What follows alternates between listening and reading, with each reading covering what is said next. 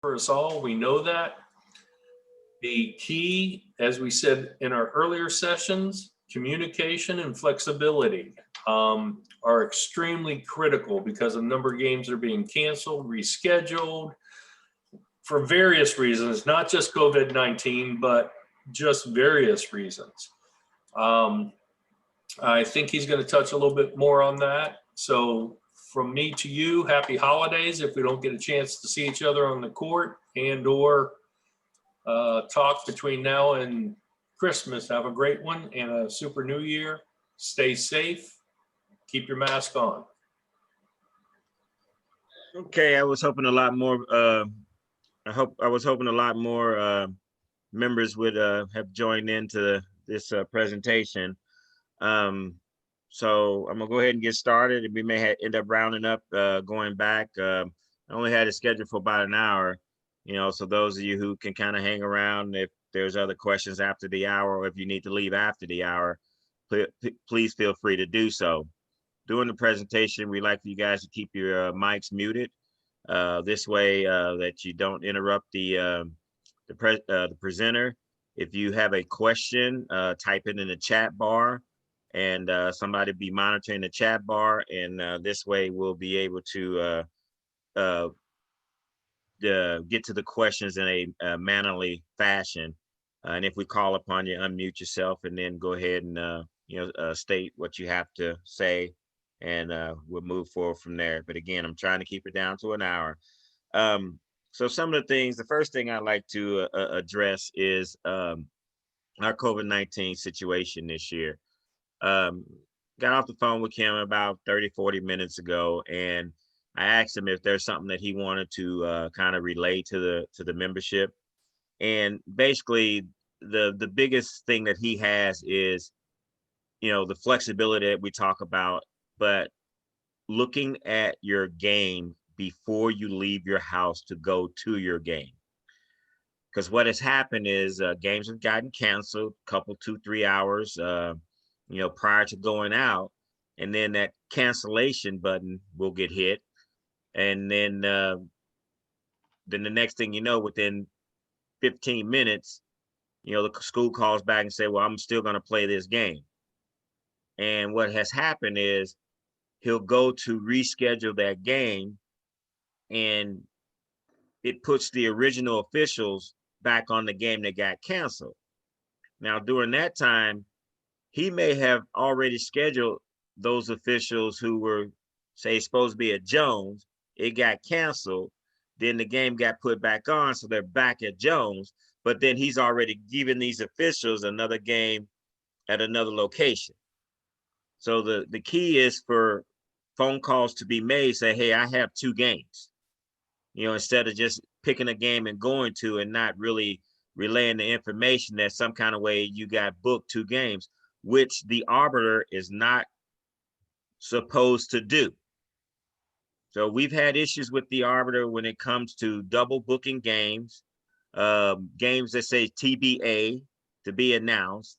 And then all of a sudden you have a game that is on that same date at 7:30, and all of a sudden you have 2 games. And we're not communicating with Kim that we have 2 games until, you're at a gym and it's 30 minutes before game time and we're having to scramble to get officials. So basically it's all about communication, which is something you're going to hear throughout this whole entire presentation. We need to communicate with our partners, with the booking office, with everyone. Now, if you're unable to reach Kim, my phone's available. Not saying you're going to get me as well if I'm on the floor, but let's not stop at one phone call to Kim, because there are 10 minimum game changes a day, cancellations, rearranging of games. So we have to be more diligent in making sure that we communicate with our partners, with Kim, and know, even if you have to call the AD to make sure, hey, is this game still on? There's things that we have to do at the beginning of the season. We always say we got to be flexible. I mean, I'm not saying we underestimated, how this would go, because nobody knows. But bottom line is that we are running into things that we've never experienced before. And I think we're handling it well, but I think we can do better. So just a reminder from Kim, double check your games before you leave going to it. If you don't have a schedule, or if you had a day blocked and you became available on that day, what you also need to do is email and call the office and say, hey, I had a vacation plan, it got scrubbed. I'm available this day, and this day. And then you also go on to the arbiter and you unblock those days. Or you go on to the arbiter if you know there's days that popped up that you work related or something changed, you need to go and make sure those dates are blocked as well. When it comes to schedules, you need to call Kim and talk to Kim about your schedule. He is the booking agent. If you're unable to get a response or some type of communication with Kim, send me an email. Say, hey, Carlos tried to call Kim. I know he's been busy. I have some open dates. Can you just follow up? But first of all, you have to start with Kim. Okay. And it's like I say, he is super busy, and it might not be just one phone call. It may have to be a phone call, a text, and an email. Okay. Because he's dealing with most of these schools. And normally if you move in one game, you move in 2 or 3 games. If there's a freshman game, then JV, then varsity, you know, that's 9 different officials or 9 different moving parts that he may have to work with. And that's just one school. Okay. So let's be diligent as far as leaving messages and trying to communicate with him, especially when it comes to your game getting changed or you end up getting 2 games on the same day. And let's not wait until that day if we already know it 2 days ago. Hey, I got 2 games. Why do I have 2 games would be your first question. Then is that, okay, I need to call Kim and tell him. Then if you know if there's a partner that's still on your game that once you've made contact with that told you that they came off that game, again, you need to call Kim and say, my partner told me they came off this game, but they're still showing on the game. So there's all kind of communication that needs to happen. And if you are a referee, make sure you call your partners if you have not heard from them. You have to. That is a must. Okay. There's something in the chat bar. Well, let me take a look at what's in the chat bar and see if there's a question or something that. Oh, okay. All right. It was just a thumbs up. Okay. So, is there any questions anybody have in reference to what I just went over? If so, please type it in the chat bar. The next thing. Carlos. Yes. Sorry, I just wanted to state very quickly because I did notice Kim and I had a conversation the other day through chat, but I did notice that when I put a block on and somebody pulls it or cancels the game or whatnot, or completely takes the game off, it's taking my blocks off. So it's opening them back up, and then I'm getting rescheduled a game. So I just wanted to FYI that. And then also the blocks, if we are not putting in, I've noticed it's not, let's first say that I get a game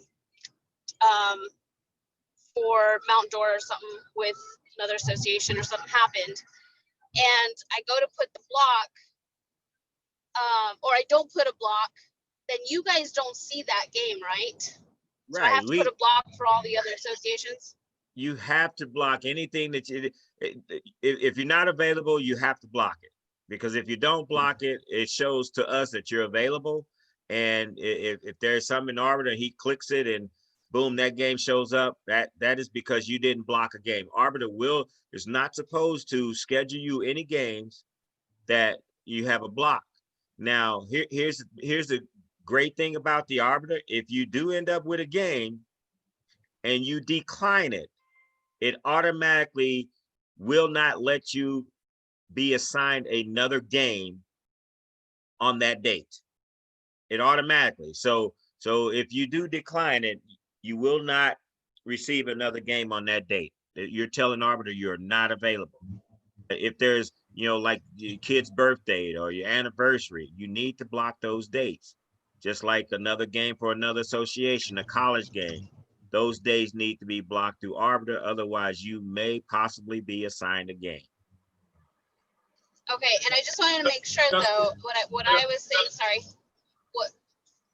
Just to trying to talk? clarify Sorry. your question, I do not believe Kim can see if you're booked someplace else. He cannot. Okay, that's what I needed to know. Thank you.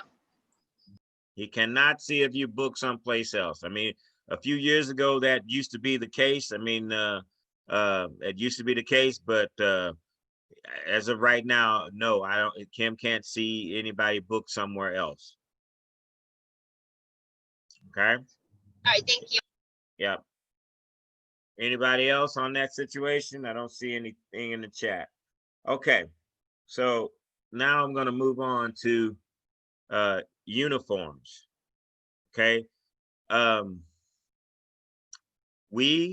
Everyone that's on this call, need to be a little bit more diligent in reporting violators of the uniform.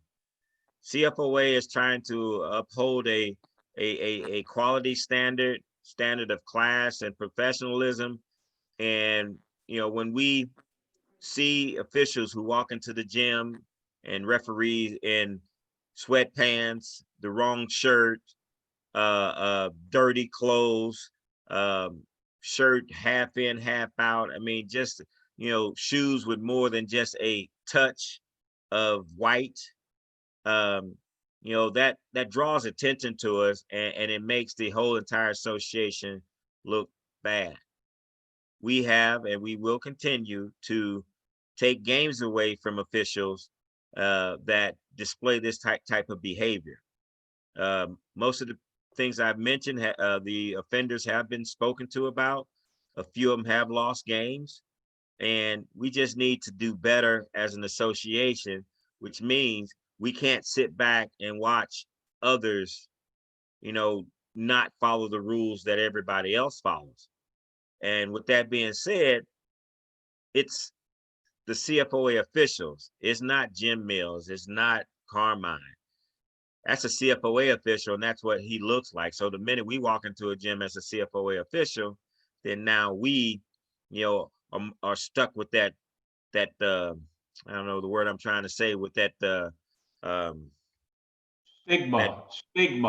There you go. Thank you. Of not being professional, and that's kind of hard to break as an association if we keep allowing everyone to not dress properly, wearing flip-flops, coming there in shorts. And this year, you know, no one should be going to a gym in shorts and flip-flops, because you should be going dressed, because we don't know if we're going to have a dressing facilities in some places. So, I mean, there's no excuse for some of the things that we've been doing this year. And I would love for us, you know, veterans and everyone, you know, to be able to speak up. And you don't even necessarily have to speak to that official if you're not comfortable. That's a phone call to me, phone call to Kim, Alan, you know, or even a veteran official that you're comfortable with talking to. Hey, what should I do about this? You know, conversation need to be had, because what we're doing, you know, and the way we're dressing and the way we're looking doesn't make us look good as an association. Now I'm gonna turn to the uniforms of the players and kids. I'm gonna turn to Crystal, call Gino for me. I'm gonna turn to the association, the uniforms of the players. We're not consistent in how we're managing the uniform situation when it comes to the higher level teams all the way down to the lower level teams. Meaning, I walk into a gym and the JV officials are letting a team in orange game shirts have on black undershirts. Or you walk into a gym and you got on yellow team shirts and they're wearing blue undershirts. You know, and then the sleeves, you know, it says one manufacturer's logo, but then you got the Nike sleeve where it has the 5 dots starting from a big one that goes all the way down to the smaller one. We have white headbands on with black tights on. I mean, these are things that when Jim Mills go into a gym on Monday and say, hey, you can't wear that, And then the first thing they say, well, the other officials been letting us do it all year. And the thing is, they're not lying. I mean, because I've witnessed it myself, you know. And then you go into the next day, and next thing you know, the official behind Jim allows them to do it. So there's inconsistency with how we're managing the uniforms. And again, it's a simple. Hey, you know, we can't tell you you can't play, but you can't participate unless you do what we're asking you to do when it comes to the uniform. The book made it easy. The state made it a lot easier for us. I mean, it's all simple, one color. You know, it has to match. And then that's where some of the uniforms, undershirts come in at, because, well, it's a white shirt, white undershirt, and they got on white headbands. So it's a difference between, you know, headband, wristband versus the undershirt. Okay, so basically we need to kind of, you know, if we don't know the rules, we need to get back into it and start going back through the rules. Okay, and these are things that we need to know as an association. I mean, it helps us out. And the last thing I'm gonna go into before I turn it over to Jim Mills is, let's be at the gym, in the gym, at the proper time. If there's officials still walking into the gym without a face mask on, one, you need to say something to them about it. Okay, that's just the protocol the school is asking for. And if it's the same person that keeps doing it, we're going to take them off games, because the school is our customer. And we do get a few complaints about people walking into the gym and don't want to wear their mask. If they don't want to wear their mask, they can't go to the school, which means we can't book them. Okay, so bottom line, we got to make sure that we give the customers what they want. And I know some of us are a little disappointed that some of the schools that we have gone to two-man. There's nothing, unfortunately, we can do about it. They kind of call the state, that got to get the guidelines that the state set forth, which means they only have to do three-man games during the season, and the rest of their games can be two-man. So unfortunately, there's nothing we can do about it, but we have to be professional about it. If you don't think you can do a two-man, scratch the game. Okay, give the game back. Let somebody else go out there. Let's not go out there and be rude and walking up and down the court. We still have to do a job. And there's somebody that will go out there and work that ball game. Okay, so I'm gonna probably circle back. Alan's got a question, Carlos. Yep, go ahead, Alan. Not really a question. I just want to emphasize what Carlos said about the mask. We are to wear a mask into the gym, on the sidelines, for the meeting with the coaches. Once the game starts, the official can decide whether they're going to wear the mask during the game or not. I'll use myself as an example. I wear it in on the sidelines for the coaches meeting. We do the jump ball. I drop the mask. We have timeouts. I put the mask back up. Two reasons. One, it's safe for us. It's safer. And two, we're sending the right message to the students and the spectators that we're doing everything we can to keep everybody safe. We want them to do the same. And the main reason Carlos touched on, the schools require us to have a mask to get to the school. So that's the bottom line. All right. Well, you know, there is someone I just saw that was on the Zoom meeting that I do want to honor and pay tribute to. Unfortunately, I do not remember. Miss Marilyn Majors. I believe she 45, 50 years. Can you tell us how many years you've been officiating?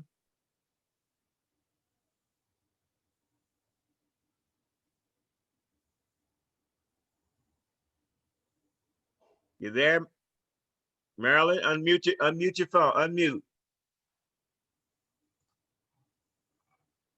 You're muted. Hold on. All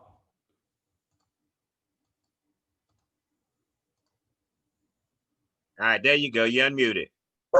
Thank you, Carlos. I appreciate your question. This is my dog's upset. She's excited for me that I'm celebrating.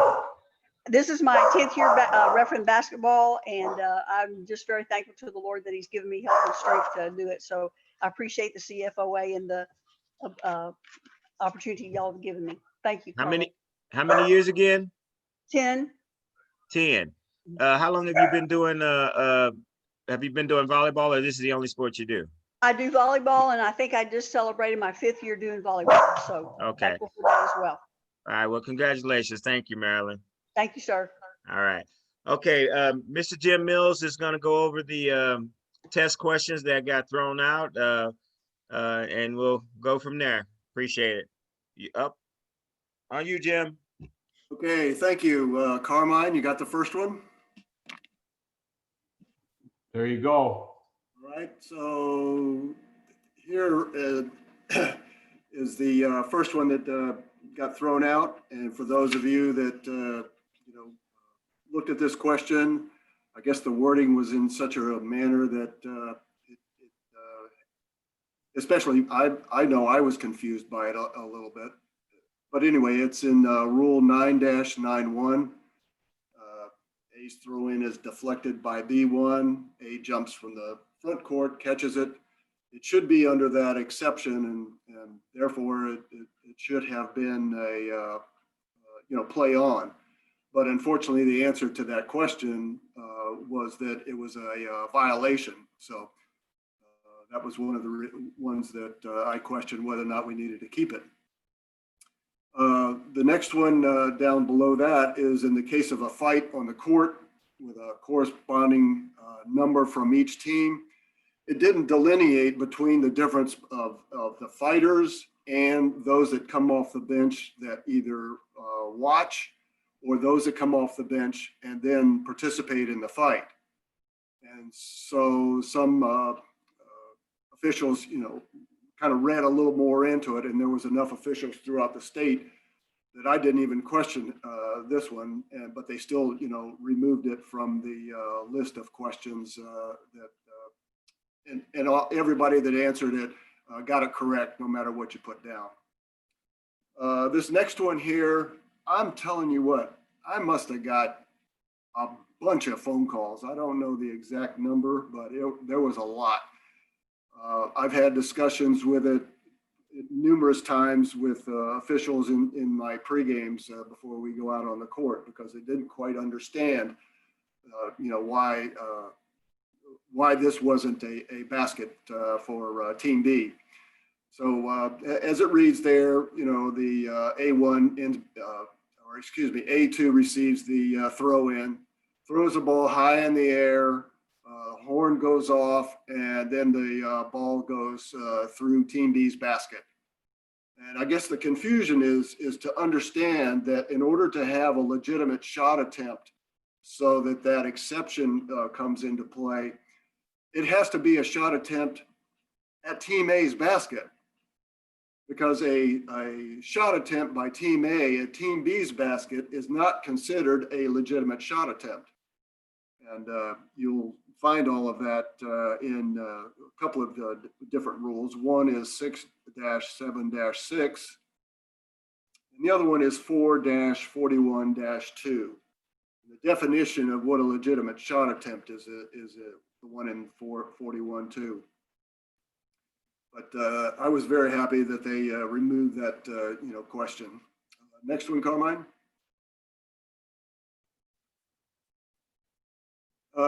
This one, there was some confusion because there were officials that thought that because B1 didn't say in the question that he made contact, that it really shouldn't be considered, fighting.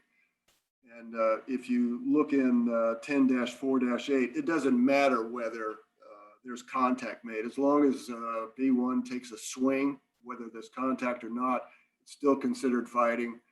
The fact that A1 taunts, that's already considered an automatic fighting situation, or at the very least an unsporting.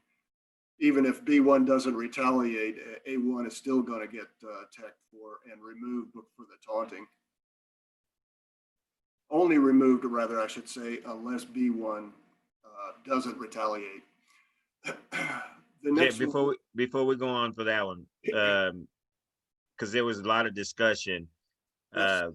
Even if even if the taunting, once the punch is thrown, the taunting is also upgraded to fighting. It is not just a regular foul. I mean, that's the difference in the wording, correct? Taunting was, even though he taunted, didn't say anything, B throws a punch, that's the fighting, which upgrades the taunting to fighting because he started it by saying something to B. Is that the Correct. And B retaliated by throwing a punch.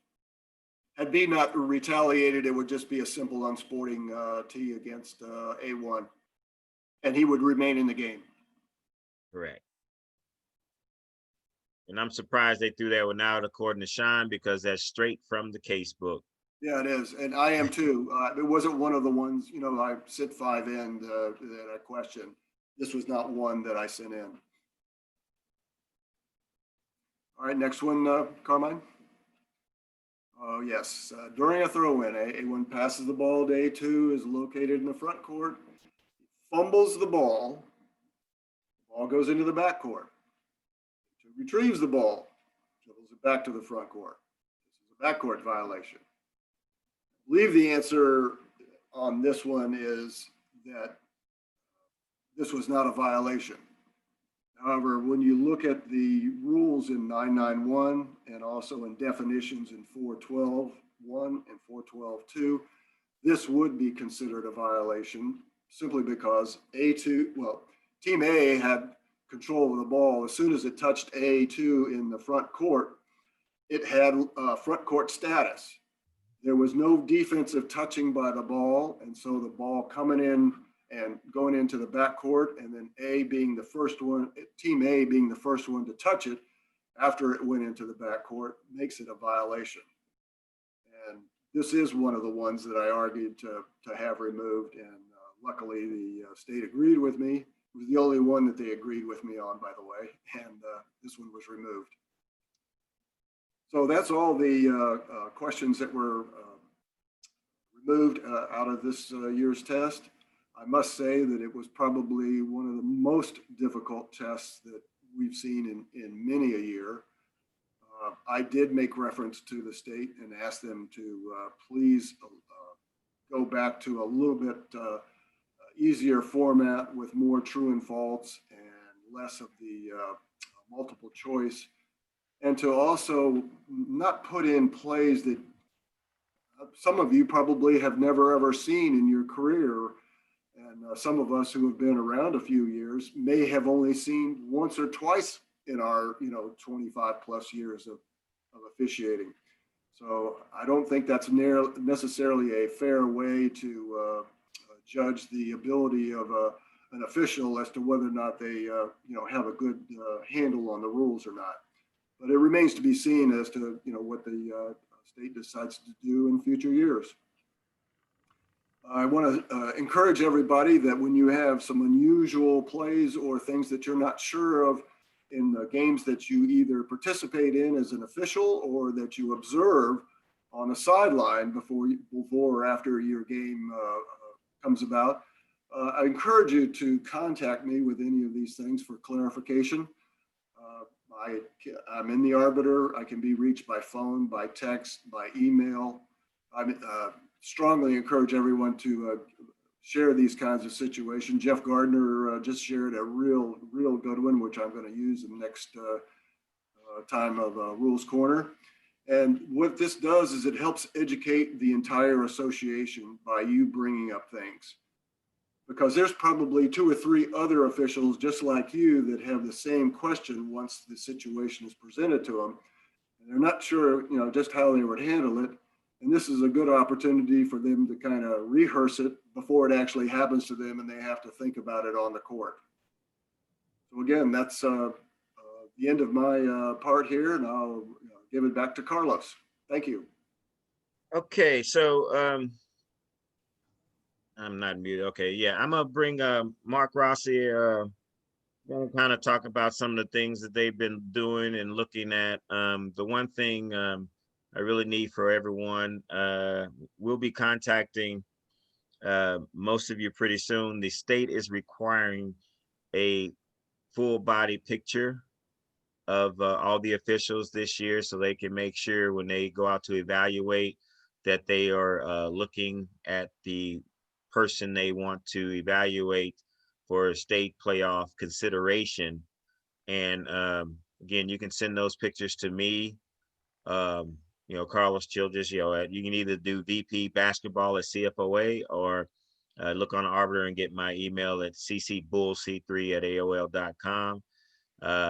And again, over the next few days, next couple of weeks, you should be receiving an email, as we have to do evaluations on anyone that we're planning on sending to the state this year. So there's a lot more work behind the scenes that will need to happen, as compared to in the past.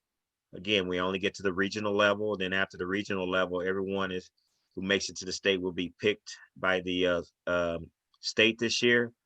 We'll be calling the state and having a conversation with them because of COVID to see if, we can stay with the old process, because then, what you're going to have is you're going to have 3 different individuals from 3 different areas with the possibility of, not knowing who you're working with is one part. But then, those of us who work in the same area, work together, who will travel together during the playoffs, you'll be a little bit more comfortable and understand the COVID situations. But again, it's ultimately the state's decision, but these are things that we will need to comply and make sure that we have a great representation from CFOA at the state this upcoming year.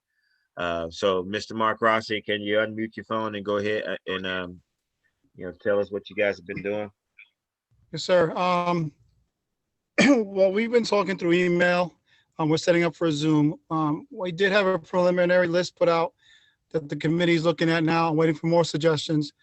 With the couple I've talked to with Sandy and everybody else, we're finding it a little bit difficult this season because with so many cancellation in games, it's hard for us to gauge, and look at someone or evaluate, because they can have a game one day and the same day it's canceled. So it's kind of hard for us to see people. So, and not knowing how many crews they're going to want this year. And the list was very kind of short with all the test scores that were going on and the rankings and all that. So, it's a little bit difficult this season, but I think we'll get through it. I did send a preliminary to Carlos. And again, that's preliminary. I still have to get with the committee. We're going to get a Zoom middle of this week and get into a deeper list. And then we'll give it to Carlos so we can start notifying them. And we can work out with the office to see them in games and see how they work and see how crews are working. Because there is some people that are not on the list that are not going to officiate, and veterans also as well. So we got to bring a lot of people up. As far as Carlos, are we gonna eliminate with how many games they worked as far as varsity with all the cancellations, since we have to be flexible? Yes, normally we have like a 12 to 15 game minimum, but due to COVID and all of the cancellations and games being moved around, basically we're going to have to just go off of instinct on and possibly just trying to, if we can get some evaluations out there on some people.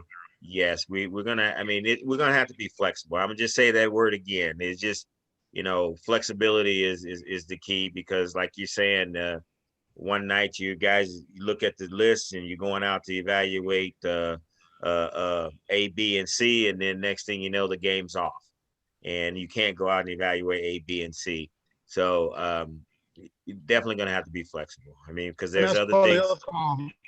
I could look at the master schedule, and like you said, you can have A, B, C, and then we go look at it. C's been changed because, again, flexibility, and then, going from 3-man to go to 2-man, a lot of different changes, So it's been a little bit difficult, but we got a preliminary list. We have our short list already. We're basing it so far as on 10 crews. We're going to go with that for right now, unless Carlos tells me otherwise later down the road. I'm going to Zoom with the committee this week, and then we'll go from there, notifying the office that we want to see some people, and we'll go out there and start evaluating. So basically, this is not different as far as last year. The committee kind of started early. This year, we put crews together a little bit early so we can try to get a better attempt and a look at everyone. But again, it's all going to come down. We're probably going to, if we can't meet anywhere, hopefully I can get a place for us to meet. January, what was the date? January, I think 12th, that Sunday, somewhere in there. We have to have our meeting to approve the list and get the list sent out. But we're still working diligently to try to put together a good product for the playoffs. And we really appreciate we really appreciate everybody being part of. Yes, the full body pitches should be closed. Thanks, Carmine. All right. This meeting was way too serious, man. Come on. Oh my God. So with that's pretty much most of the stuff that I wanted to cover as far as business wise. Now we have a few plays I'd like to Mr. Rodney Brown, you're on, right? Mr. Rodney Brown? I thought I saw you. Is he there? Yes, sir, I'm here. All right, Carmine's gonna show you a couple plays. I'd like for you to break them down for me, please. Or help us break them down. I mean, you're pretty good at that, so I appreciate you joining in and helping out. All right, Carmine, let's show a couple plays. All right. Bear with me.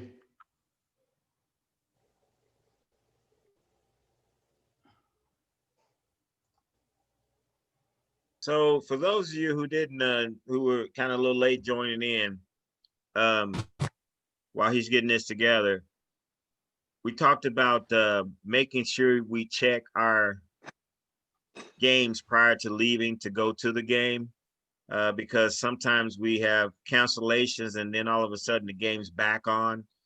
And if you end up with 2 games in the same day, or, and it's been, it's 2 days before either one of those games, please, let's make sure that we contact him. If you have partners that you have not heard from, please contact the partners, even if you are the referee, to make sure that they are still on the game. I mean, this year I've had a game or two where, officials came off at the last minute, and unfortunately, they were still left on the schedule. And so we just need to be a little bit more communicative. All right, here you go, Rodney.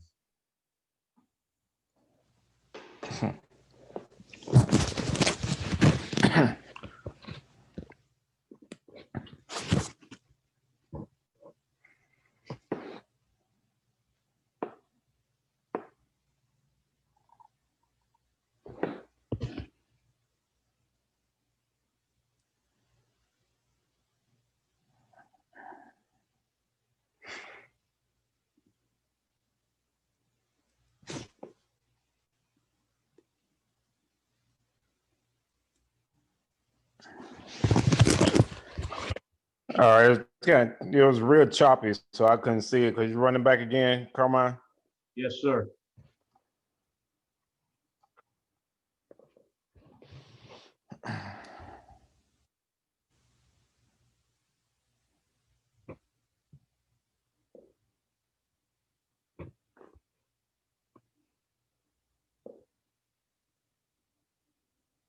Here it comes.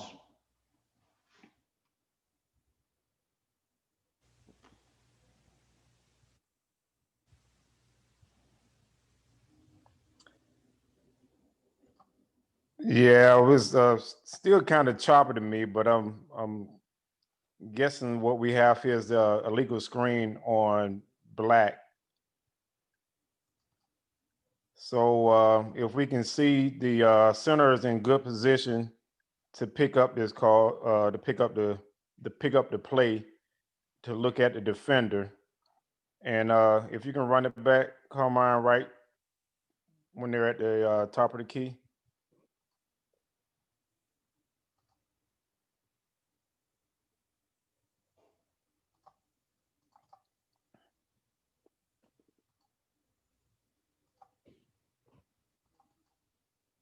So looking at this play, what made this an illegal screen? Well, hold on, hey, hold on, go back. So, Hold on. Sean, looking at this play, what made that an illegal screen, Sean, in your opinion, Sean Clover? Well, looking at it, he's going after a player that doesn't have the ball, and I mean, it's a little choppy. It almost looks like he plows him over. I don't think that's actually what happened, but he looks like he's yeah. White is defending. He doesn't see, what is that, black 21 right there. Black 21 pretty much just like plows him over. Okay, yeah, I think I can see it okay, but I don't know why it's choppy. So the difference on this Yeah, is, that's what it is. Choppy to me. yeah.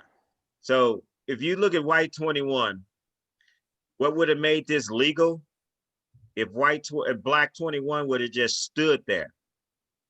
But what he did, he kept stepping toward, and then he also leaned into the guy, right? He's walking toward him, and then he leans. You see the lean?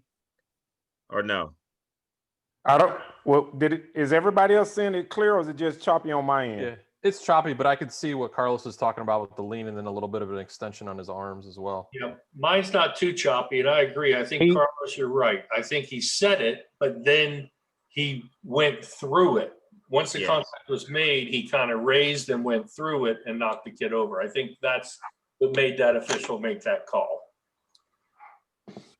Okay, well, let's He- move to the next one. If He everybody else doesn't is give choppy. him time and space. It's not about time and space. See that's And he really- steps Yeah, into time it. and space is good. yeah. He Time steps and space right is into good it. on here. See, here's the thing. Here's the thing about a good set hard screen. That guy, if he'd have been standing straight up, and that defender, if he'd have ran and both of them would have collided, that's a legal screen. So I've seen some of the most brutal contacts on a screen play that is not a foul. Yeah. So the only difference is that the defender went through the offensive guy instead of letting the offensive guy make the contact with him. All right, go ahead.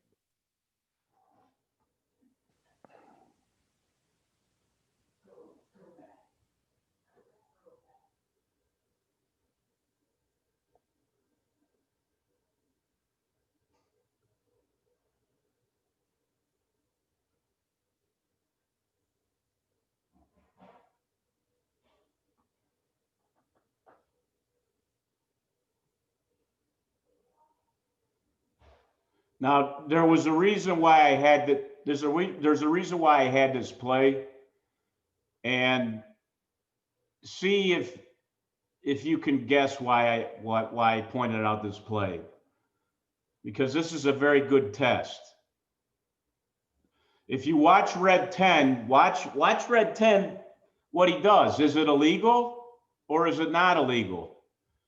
Did he make contact or did he not make contact?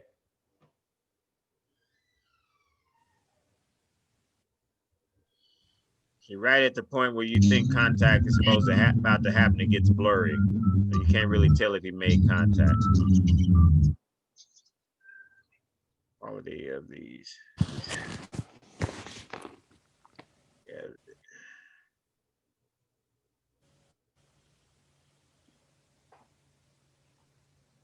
Obviously, this looks like a freshman basketball game. And these are some of the challenging calls that. All right, stop it. Stop it right okay. Stop it right there. All right. Now watch 10. I don't think he made contact, but can you? Actually, he probably did. You can't hardly see it. But these are some of the these are also some of the plays that we're seeing in the game. The game I had the other day, and it was evaluated, and we had a screen where it didn't make a difference in the play, but the screener was raising his hands up high or the elbow going out, and contact was made. And these are, and like the evaluators are saying, these are the calls that we have to make because they do make a difference in the ball game. If he made contact with that guy as he rolled by him, we should have had an illegal screen right there, because even forcing him out Okay, go ahead and roll it now. The pass is gonna go to the person that just had an illegal screen set and allowed him to get the ball in a place, and the defender's now out of position. So I would call that a legal screen. Anybody else? I think the question is this, regardless if you're being evaluated or not, but let's say you are, and you got Rodney and Mark Rossi and stuff evaluating you, and they ask you, well, why didn't you call 10 for a legal screen? I'm going to play the devil's advocate and say, well, I didn't call it because he barely touched it and it did not affect the play whatsoever. That's what I'm going to say, right or wrong or whatever. That's the opposite of maybe what you're saying, Carl. So I Carmine, understand that. I understand what you're saying, but it did affect the play because the kid we that have he did that bump to ended up getting the ball to drive through the lane. So we have to think about RSB, rhythm, speed, and quickness, and everything like that. And it did affect the defender because the defender could not continue on his natural path to defend because he had to go around, or either the slightest contact took him off of his plane to get to the play. So you can't say that it didn't affect the play because it did have an effect on the play.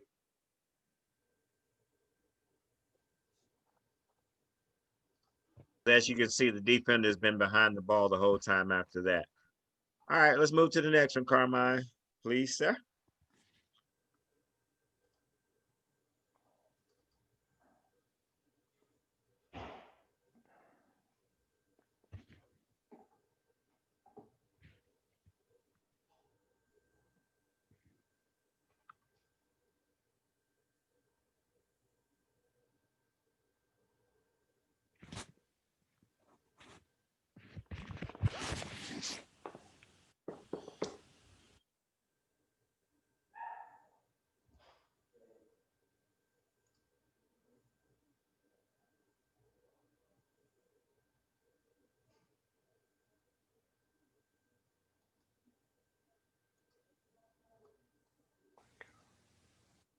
That's a tough one.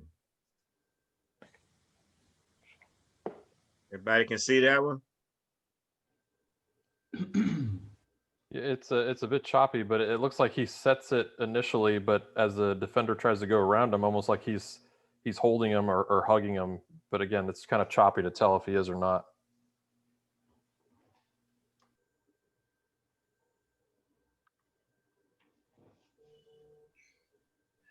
One more time.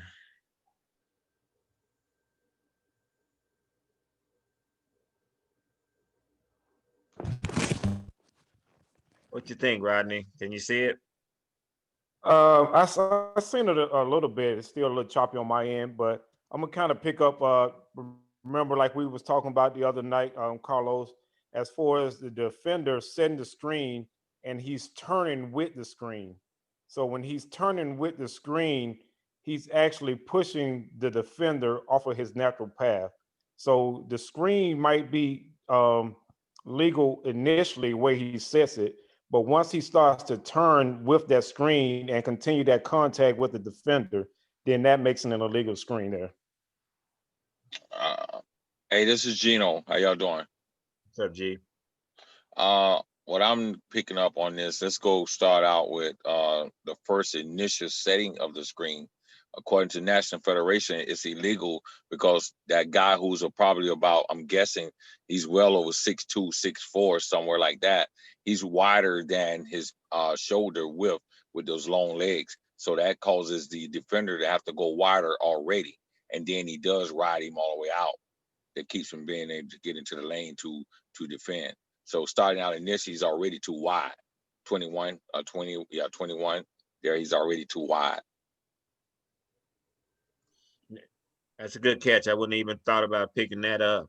So, I mean, See how wide his else? legs are? See how Yeah. wide his legs are? He's already well out of his base because the screen is basically set in a verticality move as far as the legs are supposed to be. Does it happen all the time? No. But then we can't give a guy that tall that much leverage to be able to open up into a TP where a guy's got to avoid him. because even as he rides him out, rides the defender out, he's still wide. He hasn't even closed down yet as far as his stance. Great job. Okay. All right. Okay, let's move on to the next. Anybody got any comments or anything? Okay. On the wing, he's looking for something. Getting denied aggressively. Gets it over to JG3 on the wing. Almost a 5-second violation. Yeah, we got Signer on him. Gets it to the lane. He gets tripped up a little bit. And I believe it's a foul going up. Joe Girard bringing up. Gets it over to JG3 on the wing. Almost a 5-second violation. Yeah, we got Signer on him. Gets it to the lane. He gets tripped up a little bit. And I believe it's a foul going up. So this is a block or a charge? Well, well, on this one, if you notice, the trail points to the sideline. He didn't even give it a shooting foul. So there's a couple, I guess there's a couple questions in this clip. Hey, run it one more time, please. He's looking for something.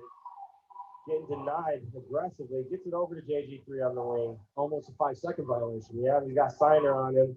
Gets it to the lane. He gets tripped up a little bit. And I believe it's a foul going up. Joe Girard bringing up. Gets it over to JG3 on the wing. Almost a 5-second violation. Yeah, we got Signer on him. Gets it to the lane. He gets tripped up a little bit. And I believe it's a foul going up.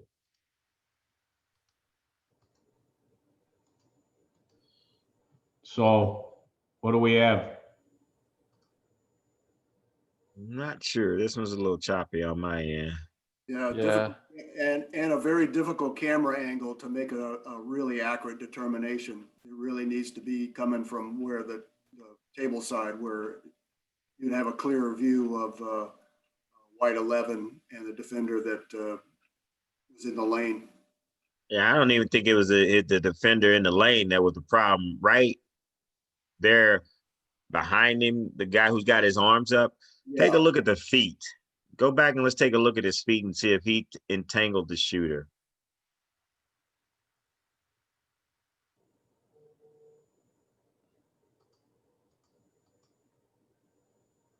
Right there. He stepped on the kid's foot. So should that have been a no call? He stepped on his foot. That's a no call. Usually the guilty guy raises his hands and says, who, me? Yeah, but it looks like he stepped on that kid's foot right there.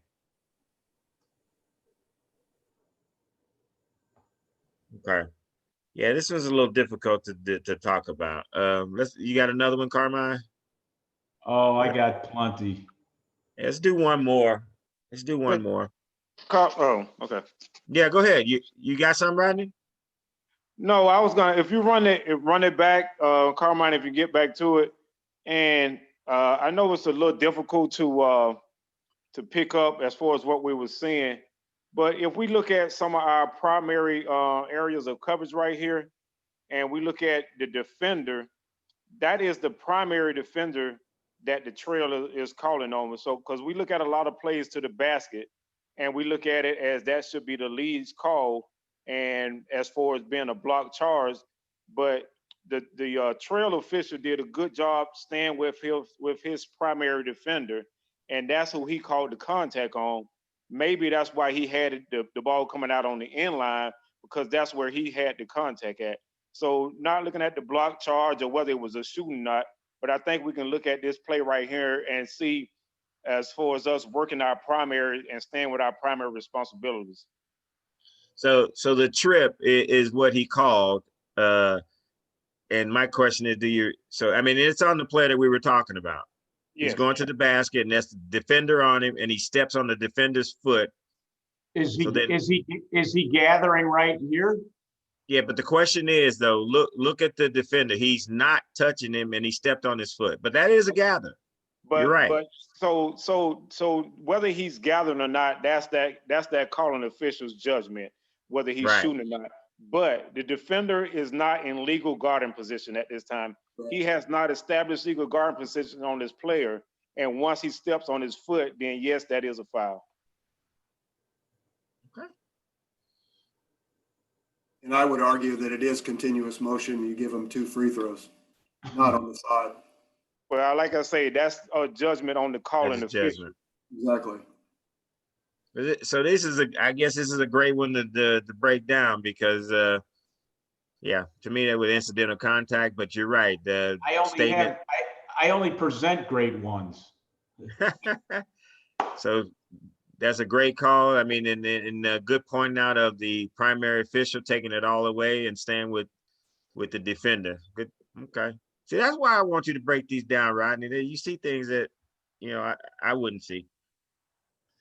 No, we all learn from each other.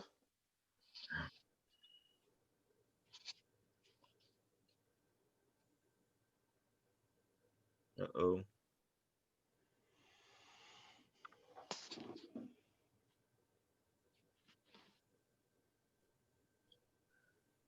Mm.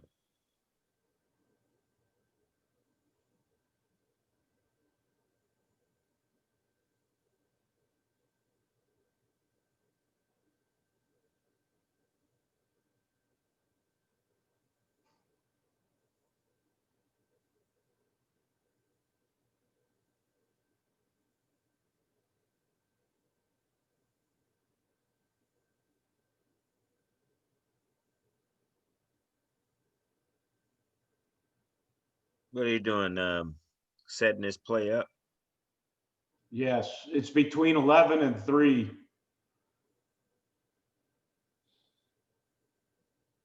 Guys headbutting them and messing around right in front of the ref.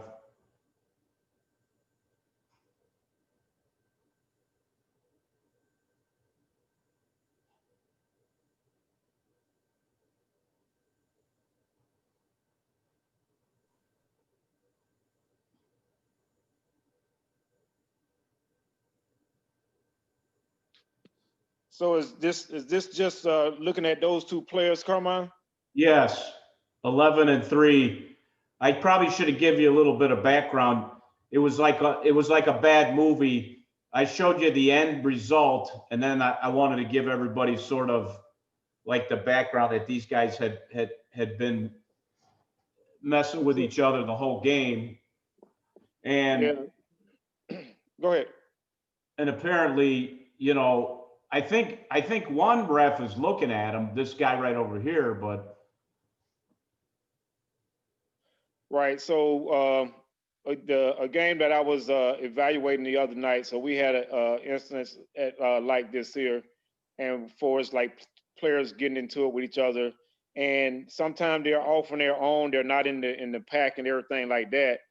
But what the official did, the official just called those 2 individuals over to himself, and he spoke to those individuals, just him and those 2 individuals. So what I was saying to the fellow official is, when we have things like this that's going on, we need to let it be known out loud.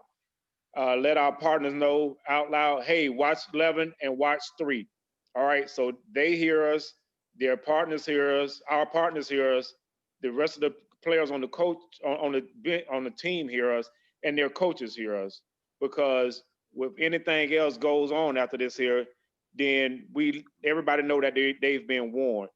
And this is something that if we don't do anything about, a fight breaks out, and we wonder why we didn't get a handle on it. Is because we let little headbutts, we let little hand hits and everything like that go. Sometimes the defenders have their hand on them, and the offensive player hit his hand off, and then the defensive player hit his hand.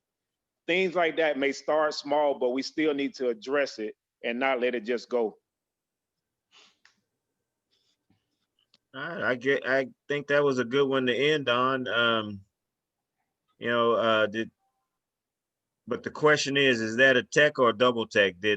While 11 was on the ground, I mean, in this particular case, astoundingly, only 3 got a technical, and I don't know how only Gold 3 got a technical when the culmination was White 11 on the ground grabbing the guy's ankle. So, I mean, Well, That's see, what you- I think he only teched gold 3 because gold 3, there was another white player coming in and gold 3 kind of pushed him back. I think that's why he got the tech right here. Well, goal 3 foot got grabbed, and that's the reason why he tripped. You see, now watch the elbow. He grabbed him, and then Now, he tripped. watch. No, Oh, see, yeah, you're right. so, but here's the thing with that though. Goal 3 should have got a technical foul before that because he started clapping over the guy. It's another thing that guy missed. I think the officials got in there a little bit too late on that. I mean, that's so one of the things that we talked about as far as positioning of officials. Roll that back just a few seconds. See the positioning of the officials after the foul. Where are the officials at? No, a little bit forward. Now let's watch the positioning of the officials once this goes down. That was something else that was brought out in a play. So now where's the officials? The one official is making the call, not even paying attention to what was going on, and the other 2 officials had not paid attention to the situation. Now, officials making a call, where's the other officials? So nobody's looking at the players, what Rodney just kind of stated, and they're walking over. No, I mean, so there's out of the eyesight of the officials. That is why that got administered the way it did. yeah, and if we do like we said, if we would have went ahead and warned both of those players out loud, something like that, and we could have got in there and been in good position to see what was going on, then that could have been an instance right there where we could have had a double technical foul, and then that way the coaches, the players already know that we had warned them. So that warning just doesn't go for a 3 and 11. Yes, we're watching them, but that goes for all the players that's on the team. If anything else goes on, then we have to be on top of it. Come in, bam, double technical foul on 3 and whoever else that is right there. 11 and 3. Okay. Well, hey, I really appreciate everybody tuning in, everyone who presented. Thanks for helping out. And again, let's spread the word. I mean, this is a little disappointing, 23 people. You don't have to be in nobody's face, social distancing. And, we try to use different tools to kind of get the message out to everyone. So, this has been recorded. We're going to get it posted on the website. So let everybody know that kind of missed the meeting that, it will be on the website in a few days. But thank you for giving me an hour of your time. Let's stay safe and, happy holidays, Merry Christmas, Happy Hanukkah, Feliz Navidad, or, whatever it is, whatever you celebrate. Let's enjoy yourself and thank you for being part of this. If anybody else have anything else to say, let's go ahead and say it. Otherwise, good night, everyone, and thank you. I'd like to say thanks for everybody to join in. Thanks to Alan, Carlos, and Rodney, and Jim Mills for putting together this presentation and providing, a quality meeting for us. Thanks again, guys. Thank you. Everybody have a good night. Wait a minute. See, Chris, you stepped outside to get